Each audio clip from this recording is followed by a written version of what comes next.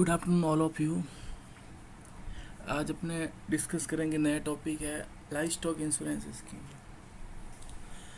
Life stock insurance scheme है, ये एक सेंट्रली स्पॉन्स स्कीम है जिसको 2005, 6 और 6-7 में 10वीं 5 ईयर पंचवर्षीय योजना के अंदर 100 जिलों के अंदर शुरू किया था। और इसको फिर रेगुलर बेस पे शुरू कर दिया था 2008-9 में। इन रेगुलर बेस पे इसको शुरू कर दिया था। और इस स्कीम के अंदर जो क्रॉस ब्रेड एनिमल्स हैं और जो हाई हील्डिंग एनिमल्स होते हैं, जैसे कैटल बफेलो में क्रॉस ब्रीड है, जो क्रॉस ब्रीड है इसमें कैटल में, और जो अच्छा दूध देती है उनको इंश्योरेंस के अंदर रखा गया है। The premium of the insurance is subsidized to the tune of 50%. The entire cost of the subsidy is being borne by the central government. The benefit of subsidy is being provided to maximum of 2 animals per beneficiary for a policy of maximum of 3 years. तो जो benefit है, एक किसान को, एक animal owner को 2 animals पे ही benefit मिलेगा, और वो भी 3 साल के लिए। ठीक है, तो यह लाइफ स्टॉक इंश्योरेंस स्कीम है, शुरू हुई थी 5-6 में और 100 नए जिलों में शुरू हुई थी।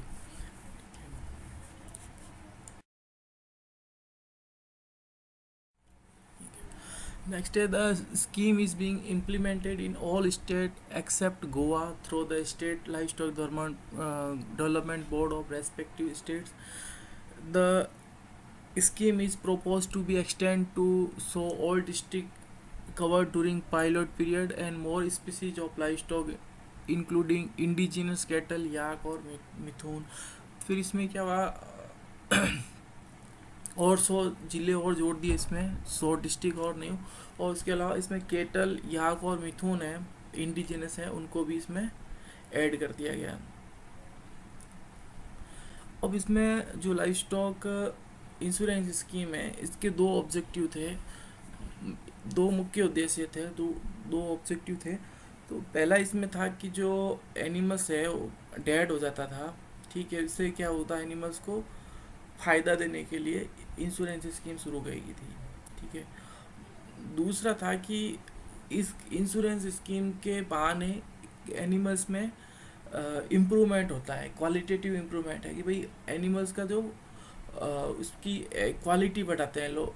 ठीक है, ठीक, जैसे क्रॉस ब्रीड करवा दिया या फिर उसमें आर्टिफिशियल इंसेमिनेशन की हेल्प लेके उसकी क्वालिटी का इम्प्रूव करने के लिए किसान जाए कि भाई इंश्योरेंस मिलेगा उनको। ठीक है, the livestock insurance scheme has been formulated with the twin objective of providing protection mechanism to the farmers and cattle rearers against any eventual loss of their animal due to death and to demonstrate the benefit of the insurance of livestock to the people and popularize it with the ultimate goal of attaining qualitative improvement in the livestock and their product। ठीक है, एक तो animals का जो loss होता है किसानों का, जो एनिमल्स ओनर को, वो उनको पैसे मिल जाए। दूसरा है कि इससे किसान है जो अपने जो ब्रीड है, अपने एनिमल्स की है जो क्वालिटी है उसको इम्प्रूव कर सके, उनका प्रोडक्ट को बढ़ा सके। ठीक है, तो इसके ये 2 बेनिफिट्स हो गए। अब इसकी गाइडलाइंस है, guidelines for implementation of life stock insurance scheme. तो वही बात है कि life stock sector is an important sector of national specially rural economy. The supplemental scheme derived from rearing of livestock is a great source of support to the farmer facing uncertainty of crop production apart from providing sustenance to poor and landless farm। अब ये देखा जाता है कि जैसे राजस्थान में है तो ऐसा बोला जाता है कि जो किसान लोग हैं वो आत्महत्या नहीं करते हैं। क्यों किसान क्योंकि आत्महत्या नहीं करते? क्योंकि ये कृषि के साथ साथ पशुपालन पर भी आधारित रहते हैं। आप इधर महाराष्ट्र, कर्नाटका, आंध्रा इधर जाओगे तो वहाँ के लोग आत्महत्या करते हैं, किसान हैं आत्महत्या कर लेते हैं, लेकिन राजस्थान के लोग हैं क्यों नहीं करते?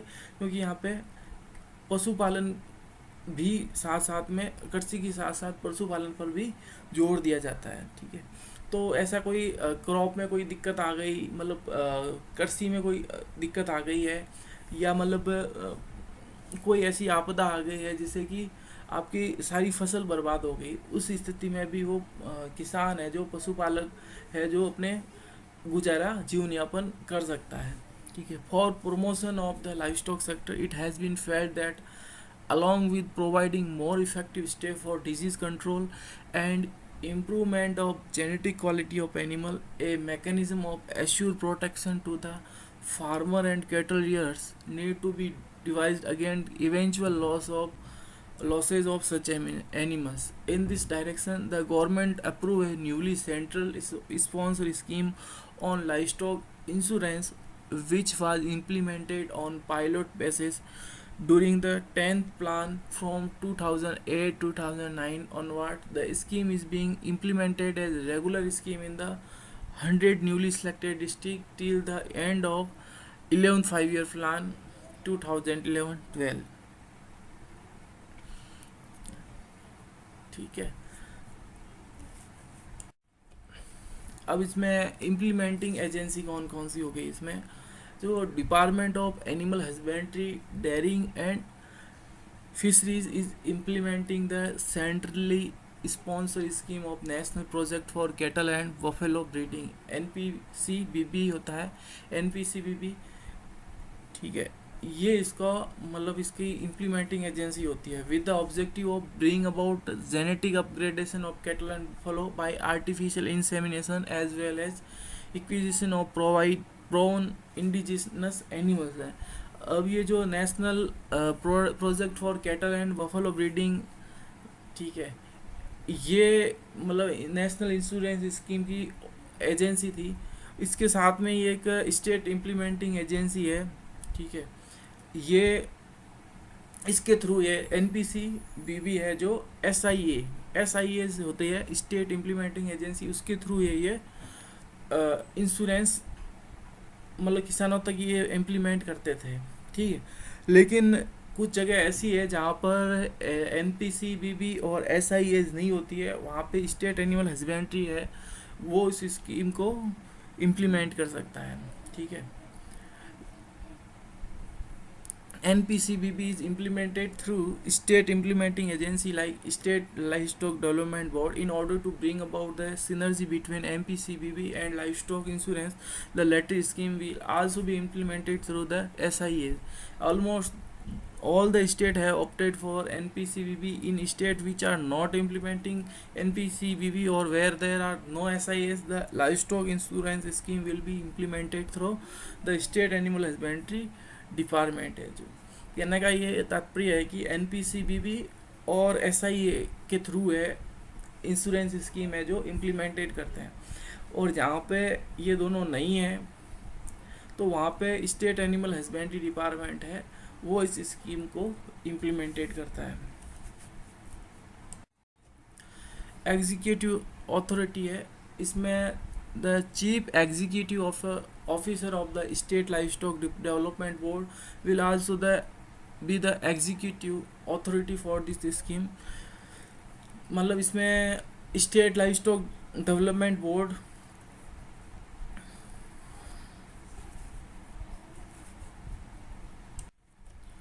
स्टेट लाइवस्टॉक डेवलपमेंट बोर्ड का CEO होता है, वो इसका एग्जीक्यूटिव अथॉरिटीज़ होती है। और जहाँ पे ये CEO नहीं होता है, वहाँ पे डायरेक्टर होता है डिपार्टमेंट ऑफ एनिमल हस्बेंड्री का, वो इसका एग्जीक्यूटिव अथॉरिटी होता है इसकी स्कीम का। ठीक है, the CEO will have to get the scheme implemented in various districts through the senior most officer of the scheme of the animal husbandry department in the district.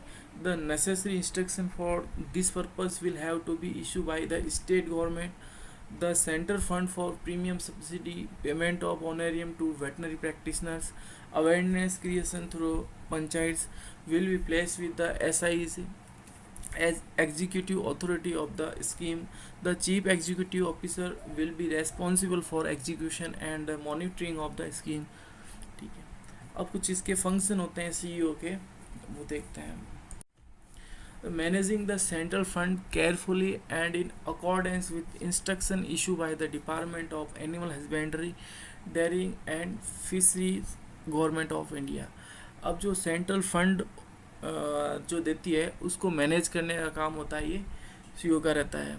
Calling quotation from the insurance company for implementing the scheme, carrying out negotiation with them and selecting suitable companies। अब दूसरा है कि जो insurance बहुत सारी कंपनियां insurance करती है तो उनके लिए अलग अलग से कोटेशन निकालना कोटेशन मंगवाने होते हैं। फिर इसमें से जो सबसे बेस्ट इंश्योरेंस दे रही है उस कंपनी को वो हायर कर सकते हैं या उसको इम्प्लीमेंट कर सकते हैं। ठीक है, सबसे पहले क्या होता है, मैनेज करना है, जो फंड आ रहा है उसको मैनेज करना होता है। दूसरा है कोटेशन मंगवाना, कॉल करना है कोटेशन के लिए। जो भी इंश्योरेंस कंपनियां हैं उनको बोलना है कि आप अपना कोटेशन भेजिए कि आप एनिमल्स में गाय कैटल के लिए कितना दोगे, बफेलो के लिए कितना दोगे और किस एज ग्रुप और कितनी मिल्क यील्ड के हिसाब से आप क्या इंश्योरेंस आप करोगे। तो वो सारा कोटेशन मंगवाना, फिर उनमें से कोटेशन के अलावा उसको सेलेक्ट करना है, ये काम होता है इसका सीओए का। Signing the contract with the selective insurance companies, फिर इसमें साइन करना है कि भाई कोई भी इंश्योरेंस कंपनी उसको प्रॉपर के ये कंपनी है जो इंश्योरेंस करेगी। Payment of subsidy premium to the insurance company including advance if any it is subsequent adjustment. अब जो सब्सिडी प्रीमियम है वो भी उसको भुगतान करना है। Preparing district wise list of veterinary practice government और private and provide the same to the insurance company and also to concern Panchayati Raj body.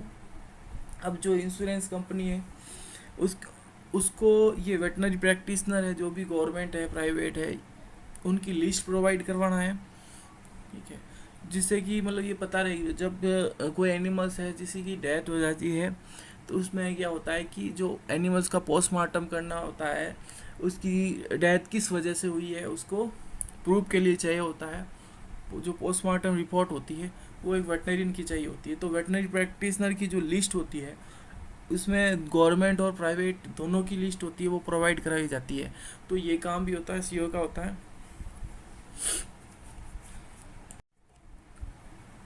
Next इसका जो है creating awareness among the general public as well as the official whose service may be required for implementation of the scheme.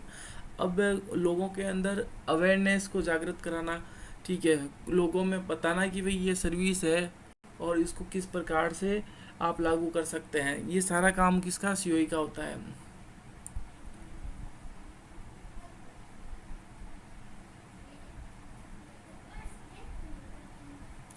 Carrying out field inspection and also facilitating field inspection by the central team।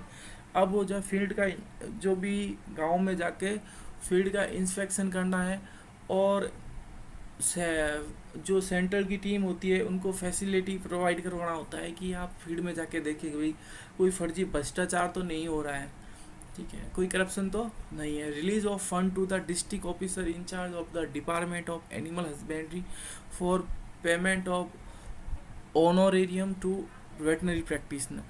और जो उसके अलावा जो fund है वो release करता है जो भी वेटनरी प्रैक्टिशनर के लिए उनको भुगतान के लिए। Regular monitoring and preparation of report for submission to the central और स्टेट गवर्नमेंट। अब रेगुलर मॉनिटरिंग भी करना और जो भी है मंथली रिपोर्ट है, ईयरली क्वार्टरली जो भी एमपीआर है, ईयरली रिपोर्ट है वो भेजने का काम है वो इसका रहता है। Next, such other function necessary required for efficient implementation of the scheme. और इसके अलावा जो भी इसके इम्प्लीमेंटेशन के लिए जो ज़रूरी तो होते हैं ये सारे काम होते हैं ये करता है।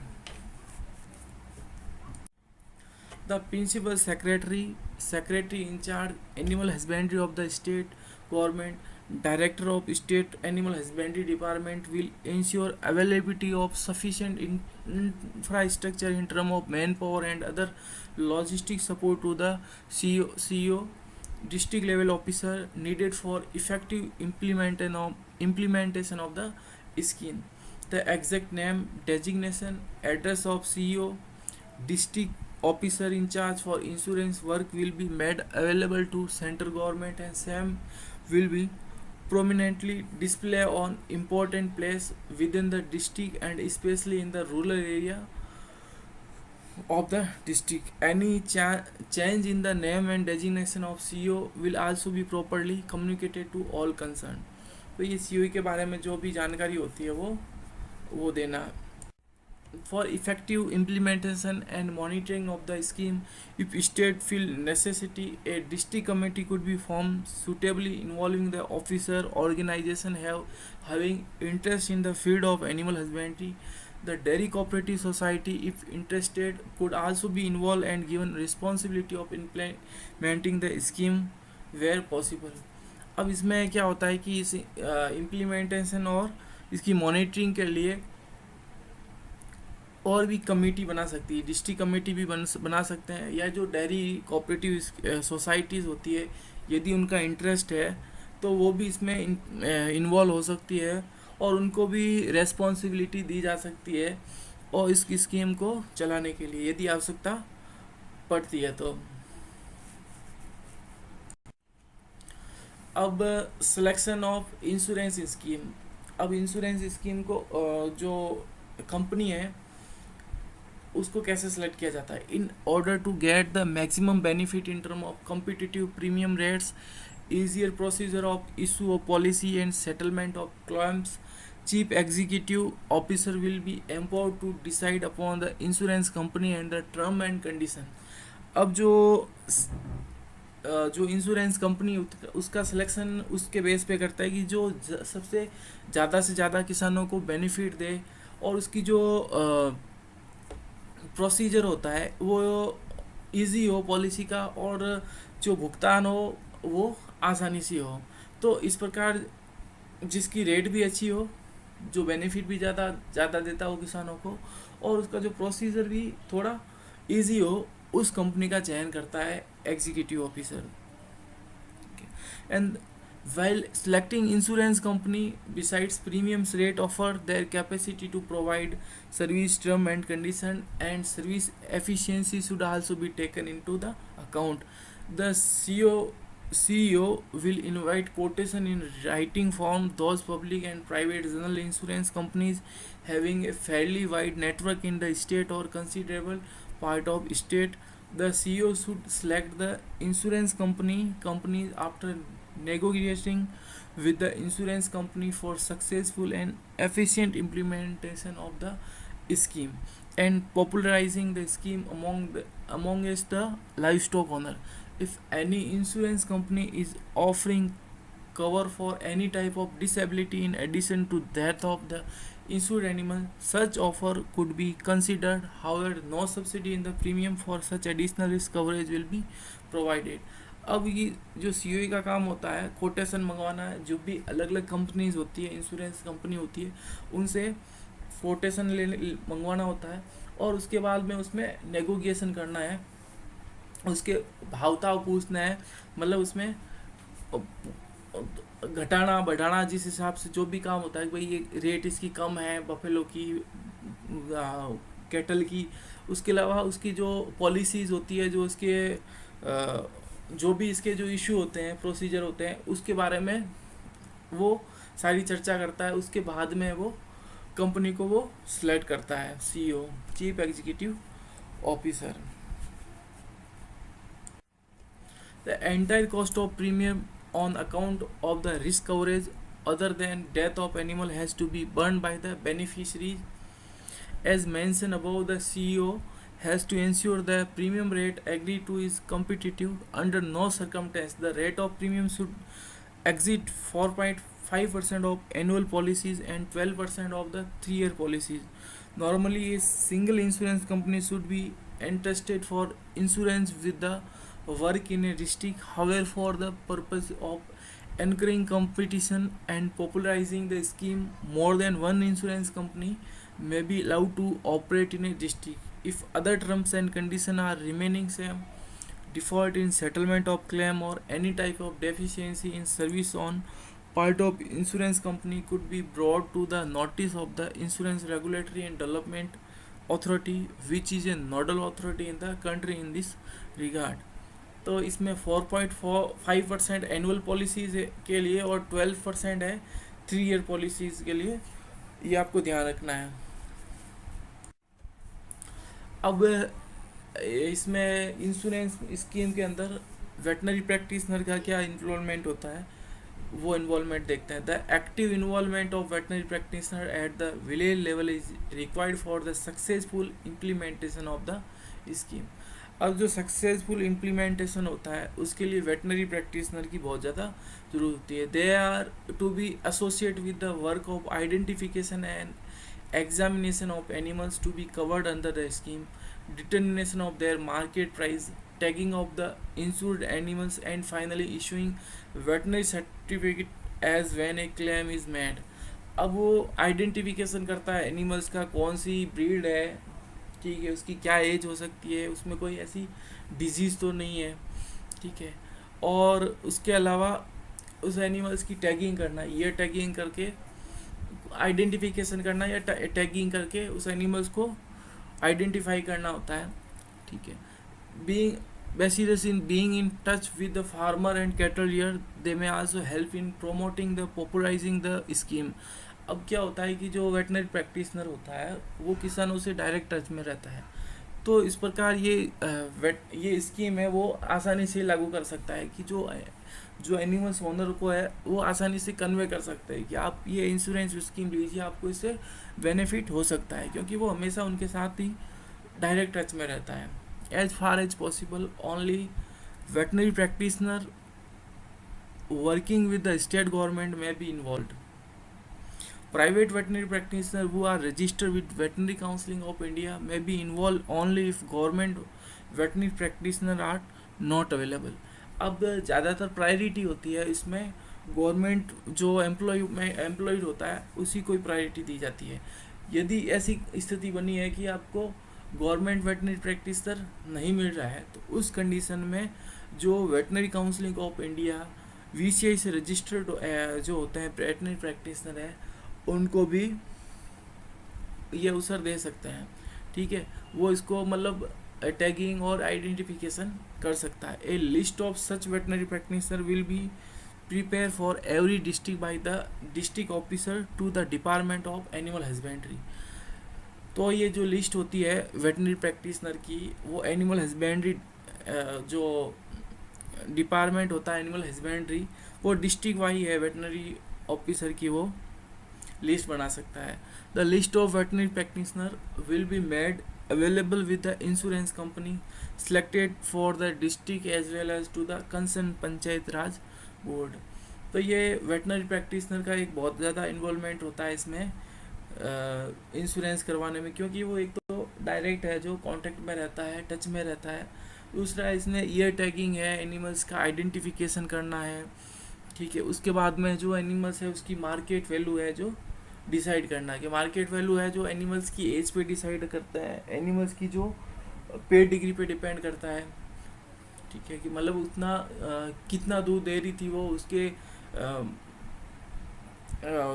यदि अवेलेबल है उसकी पे डिग्री सीट अवेलेबल है यदि वो रजिस्टर्ड एनिमल है तो, और नहीं है तो इसका दूध का निकाल के भाई ये कितना मिल्क दे सकती है, या फिर दूसरे एनिमल्स जो मीट पर्पज के हैं उनको भी उसके हिसाब से रेट डिसाइड करते हैं। तो उसका जो फिक्स बना हुआ है उसके आधार पर जो रजिस्टर वेटनरी प्रैक्टिशनर होता है उसकी रेट डिसाइड कर सकता है और उसका आइडेंटिफिकेशन और टैगिंग कर सकता है। तो ये इन्वॉल्वमेंट ऑफ वेटनरी प्रैक्टिशनर होगा। फिर है commencement of insurance policy cover and adjustment of premium subsidy in. तो ये सारे कुछ एक टॉपिक हैं अपने सिर्फ जानकारी के हिसाब से, ये आपको ध्यान रखना है। ये टॉपिक वैसे छोटा है, आपको ध्यान रखने के हिसाब से आपको मैंने इसने इंश्योरेंस स्कीम के बारे में इन फ्यूचर में भी आपके काम आ जाए तो ये सारा बताया, लेकिन इसमें ज़्यादा इतना डिटेल में जाने की ज़रूरत नहीं है आपको। इसकी जो मेन इम्पोर्टेंट कुछ एक है मैं आपको बाद में बता दूंगा जब से ये पूरा होता है, लेकिन इसको अपन पूरा एक बार कवर कर लेते हैं पहले।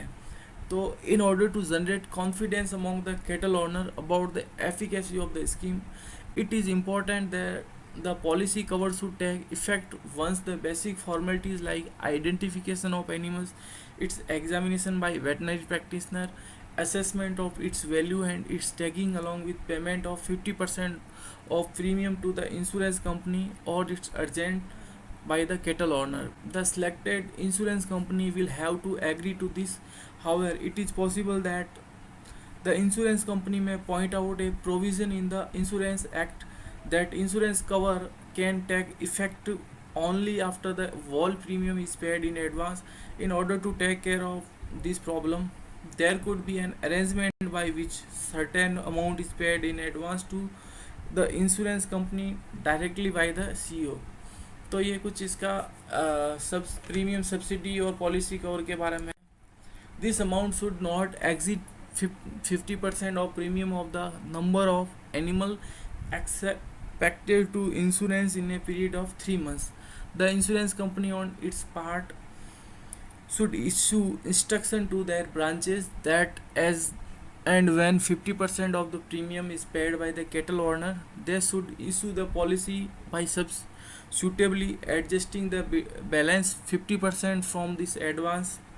The insurance company should prepare monthly statement of the policy issue indicating the assessed value of each animal and the government share for each district duly countersigned by district officer of the animal husbandry department and submit to the CEO so that much amount can be recouped to insurance company by CEO. Target of getting the number of animal insured in the 3-month period for payment of advance to insurance company should be on realistic basis, and recouping of advance fund should be on the basis of subsequent progress made by concerned insurance company.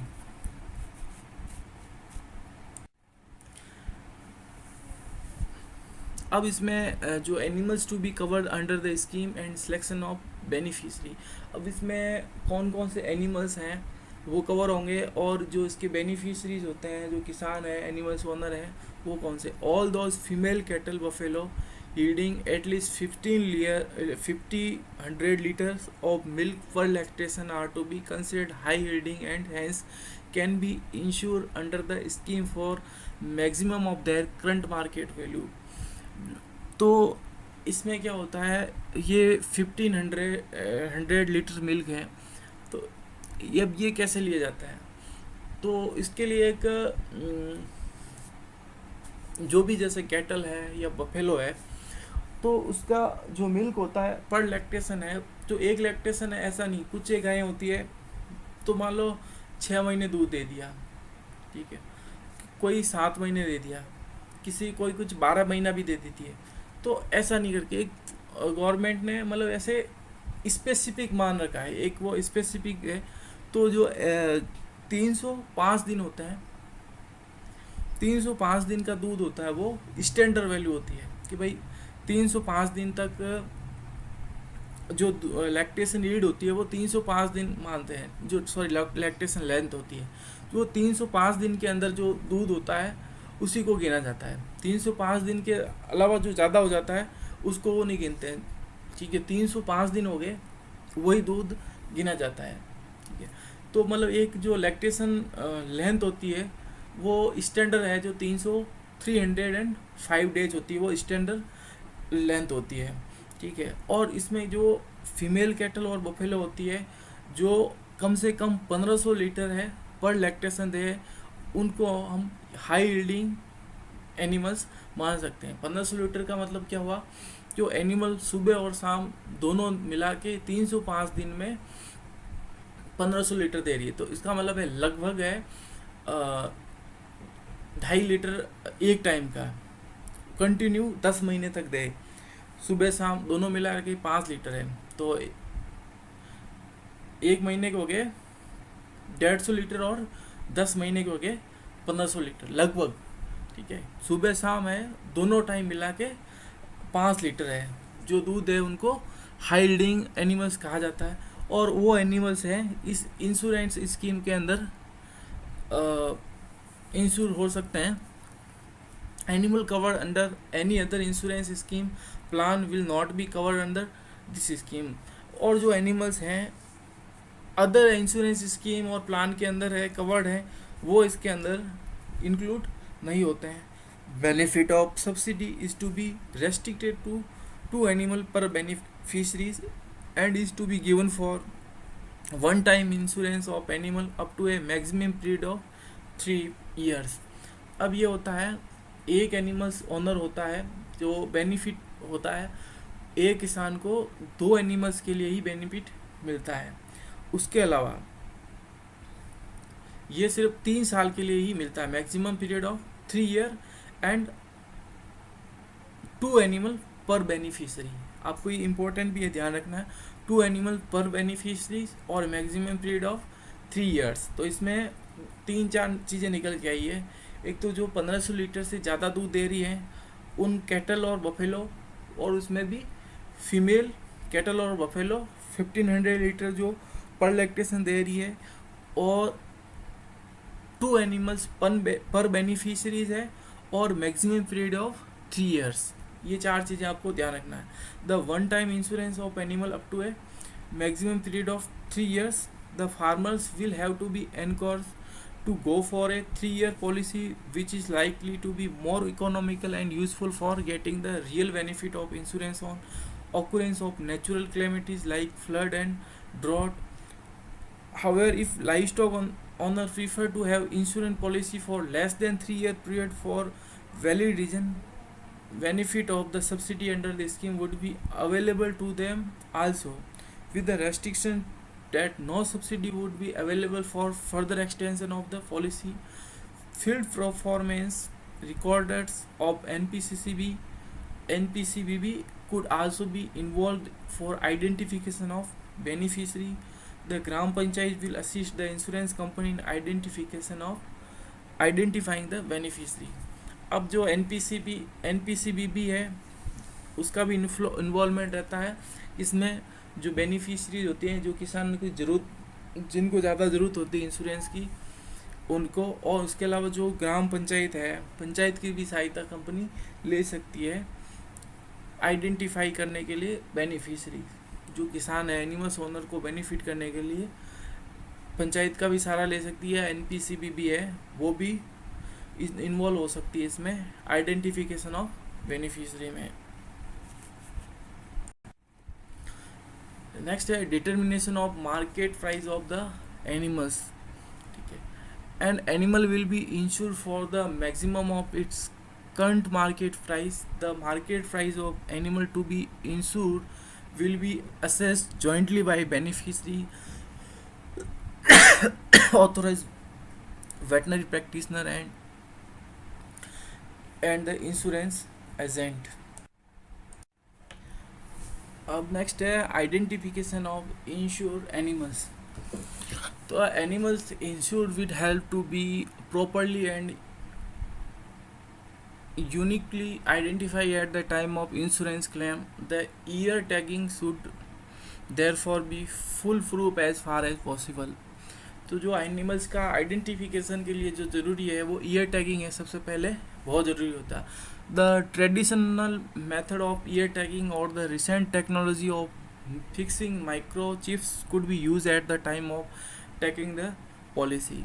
तो पहले क्या year tagging करते थे, ठीक है, तो उसमें year tagging में एनिमल्स के जो भी नाम नंबरिंग दी जाती थी।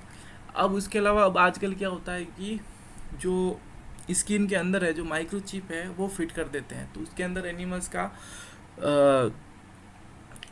पूरा उसका ब्रीड है, उसके साइर और डैम है, साइर और डैम का जो लैक्टेशन यील्ड है, मतलब उसकी पेडिग्री पूरी होती है, इसके अंदर चिप के अंदर सेव रहती है। तो फिर उसको अपने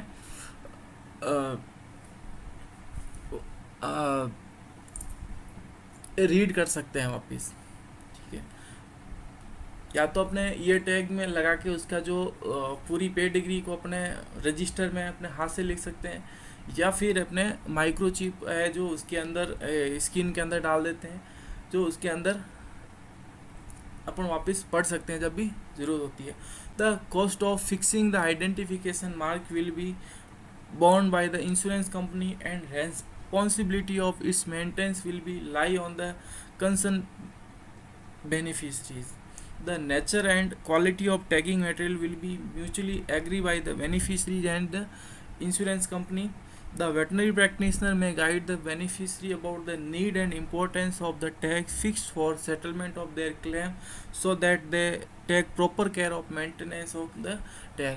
अब जो आइडेंटिफिकेशन कर देता है एनिमल्स की जो वेटनरी प्रैक्टिशनर, तो वो उस एनिमल्स ओनर्स को ये बोलता है कि आपका जो ये टैग है इसका जो रख रखाव करना है, आपको इसको खोना नहीं है। यदि किसी कंडीशन में एनिमल्स का टैग गिर जाता है तो आप उसको संभाल के रखना है, या फिर आप इंश्योरेंस कंपनी को या जो भी आपका वेटनरी प्रैक्टिस जो भी वेटनरी ऑफिसर है उसको मैं सूचना दे देना है, ठीक है, या कि उसकी जगह आपको दूसरा ये टैग मिल जाए या उसकी जगह कोई अल्टरनेटिव खोज दिया जाता है। और उसका वेटनरी प्रैक्टिशनर उसको उसके बारे में जो भी आवश्यकता होती है कि भाई ये टैग क्यों लगाया जाता है, इस टैग की जो भी उपयोगिता होती है वो बताया जाता है किसके द्वारा, वेटनरी प्रैक्टिशनर के द्वारा, ठीक है, कि भाई ये जो ईयर टैग होता है ये क्लेम के लिए उसके कितना इम्पोर्टेंट है।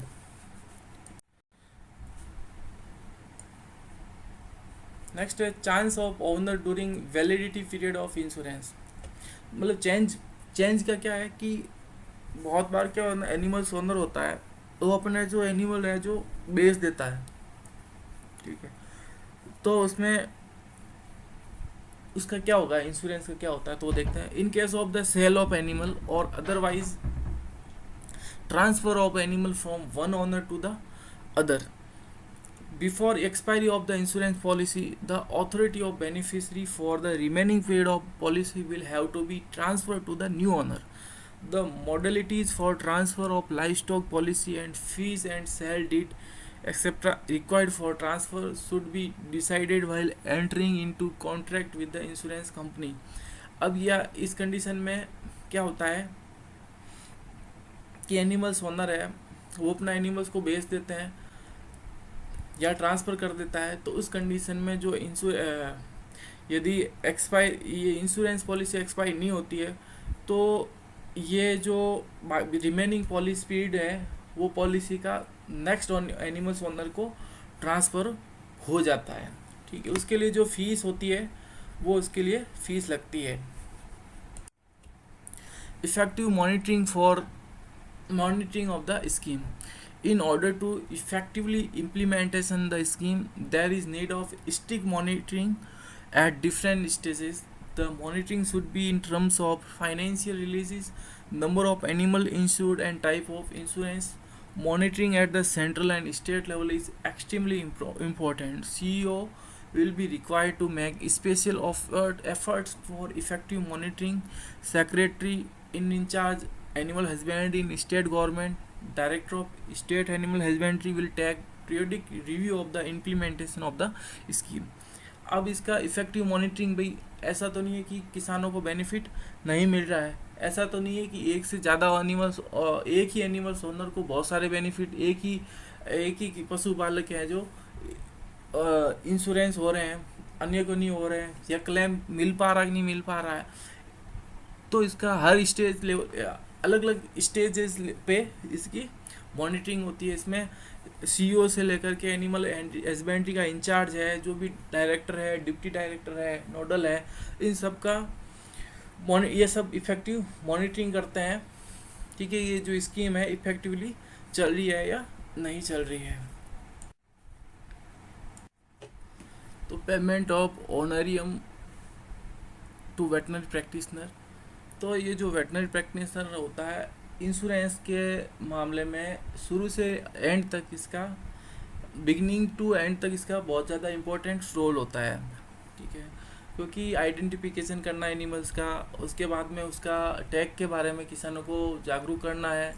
उसके अलावा जब एनिमल्स डेड हो जाता है, कोई बर्निंग है या किसी वजह से एनिमल की डेड होती है, तो उसका एनिमल ओनर को जो सर्टिफिकेट देना है, डेथ सर्टिफिकेट है, पोस्टमार्टम रिपोर्ट देना है, ये सब कुछ करने का जो काम होता है वेटनरी प्रैक्टिशनर ही करता है, ठीक है। तो इसका जो ऑनरियम है और जो भी पैसे हैं वो देखते हैं अपने क्या मिलता है। his active interest, the involvement of veterinary officer in the scheme is from beginning to end. His active interest and support is essential for success of the scheme. In view of this, that is essential to provide some incentive to the veterinary practitioner to motivate them to carry out these activities. Wholeheartedly, it has been decided to pay an honorarium of Rs 50 per animal at the stage of insurance the animal, and are 100 rupees 100 per animal at the stage of issuing veterinary certificate. जब animals एक animals को ensure करता है, insurance करता है, identification करता है, उस टाइम उसको पर एनिमल 50 रुपये मिलते हैं, 50 रुपये मिलता है। और एक एनिमल का वो हेल्थ सर्टिफिकेट इशू करता है, वेटनरी सर्टिफिकेट जैसे पोस्टमार्टम भी करता है, तो उसमें पर एनिमल उसको 100 रुपये दिया जाता है। Central government will provide the amount needed for payment of honorarium to SIS. The CO should ensure that board will pay to veterinary practitioner and at end of each quarter depending on number of animal insured and veterinary certificate issued by them in that quarter. तो हर 4 महीने में वो उसको हर 3 महीने में उसको वो पैसे प्रोवाइड कराता है। और उसके अलावा जितने एनिमल उन्होंने इंश्योर किए हैं, कितने पोस्टमार्टम उन्होंने किए हैं, उसके आधार पे उनको पैसे देते हैं। तो एक एनिमल पे इंश्योर करते हैं उस स्टेज पे उसको 50 रुपये मिलते हैं, और जब वेटनरी सर्टिफिकेट प्रोवाइड कराता है तो उस टाइम पोस्टमार्टम के टाइम में, ठीक है, उसमें उसको पर एनिमल 100 रुपये दिए जाते हैं।